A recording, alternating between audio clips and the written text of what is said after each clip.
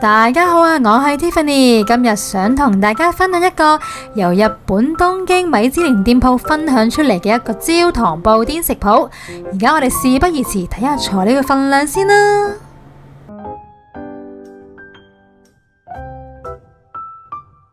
咁而家呢，我哋先煮一個焦糖漿，咁就用中細火。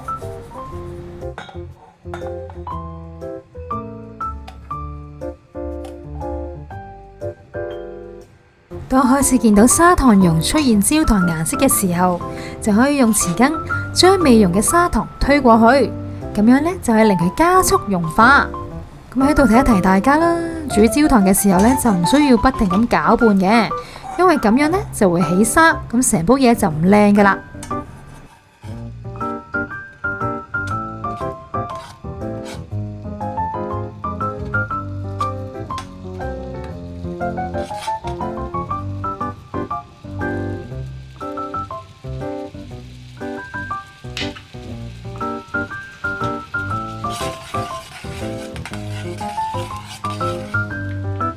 咁大家呢都可以見到砂糖呢就已經煮到溶晒啦。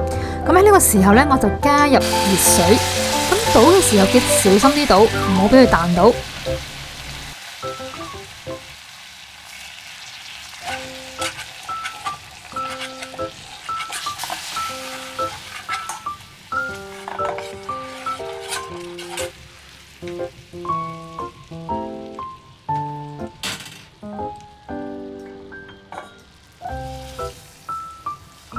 跟住呢，就預備做焦糖布甸嘅器皿啦，咁就將啱啱煮好嘅焦糖倒落去，咁每一個器皿嘅面積倒到佢6至7成滿，然後搖勻佢就 OK 噶啦。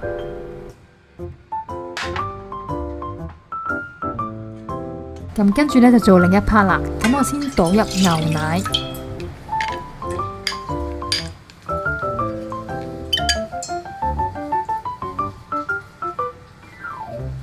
然後加入忌廉，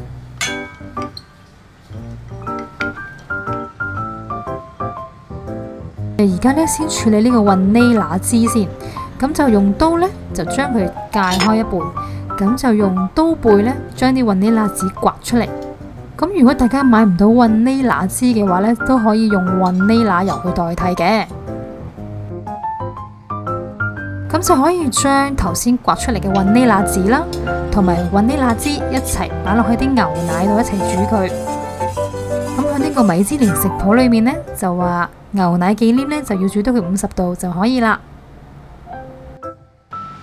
咁跟住呢，就加入忌廉芝士，就用刮刀以壓推嘅方式壓到佢冇粒。咁建議大家呢，就唔好用打蛋器去攪佢啦。然後就加入砂糖，再用刮刀將佢攪勻，攪到佢完全混合就可以啦。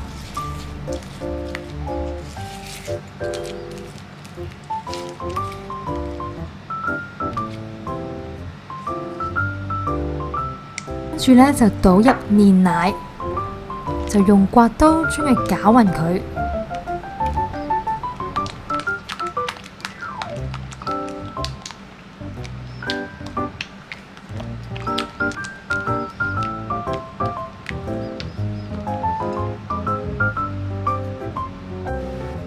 咁攪到佢完全混合之後呢，就可以加入雞蛋。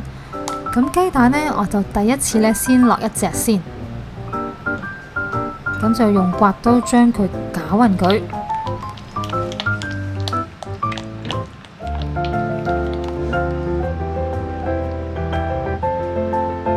咁第二次呢，我都係落1隻雞蛋先，咁就再用刮刀將佢攪勻佢。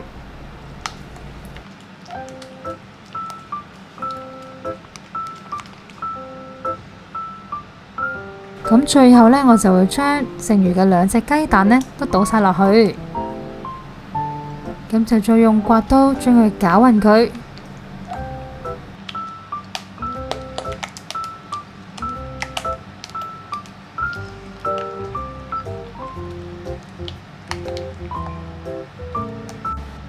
咁跟住呢，就預備一個格西，將頭先已經煮好咗嘅雲呢拿枝隔一隔佢。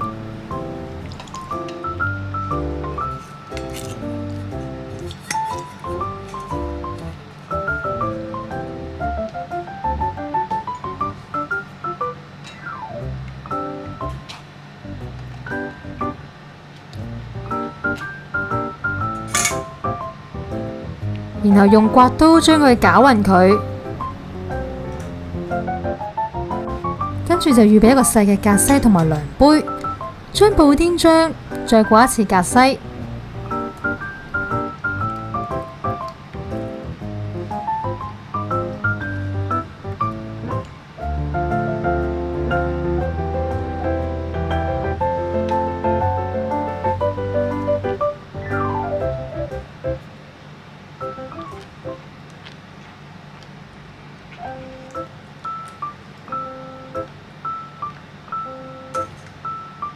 然後就用刮刀再攪勻佢，跟住呢，就可以將布甸漿倒入器皿裏面，倒到佢八成滿就 OK 啦。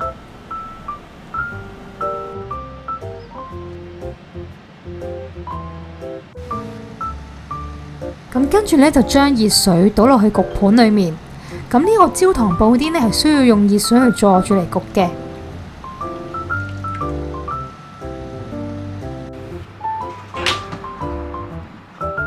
咁跟住呢，就可以放入焗爐度焗啦。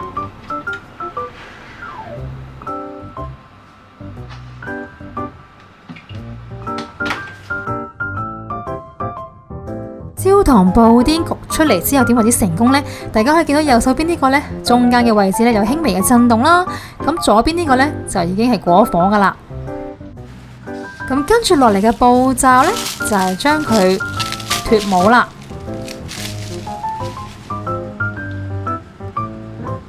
咁脫模呢，我就會示範兩個方法俾大家嘅。咁首先呢一個方法呢，就係用把刀喺嗰個邊邊位呢，一路沿住咁轉咯。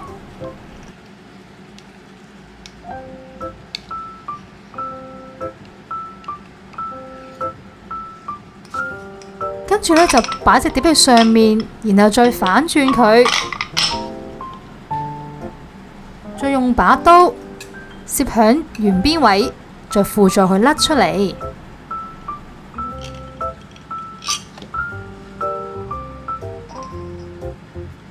咁樣就成功脫模啦。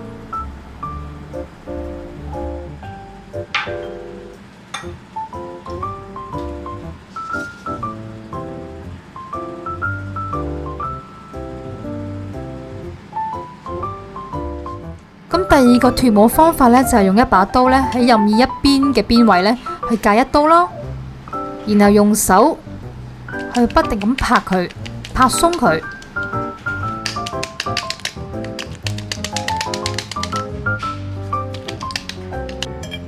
然後將隻碟放喺上面冚住佢，再反轉，再上下挫佢幾下。